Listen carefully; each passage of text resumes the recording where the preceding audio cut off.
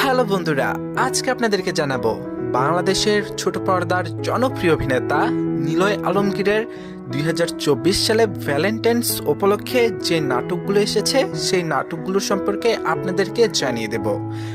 আর specially আপনারা নিলয় আলমগীরকে কোন অভিনেত্রীর সাথে পারফেক্টভাবে মানায়, এমনকি কোন অভিনেত্রীর সাথে ভালো কাজ করতে পারে আপনার কাছে মনে হয়, অবশ্যই আপনি কমেন্ট করে জানিয়ে দেবেন।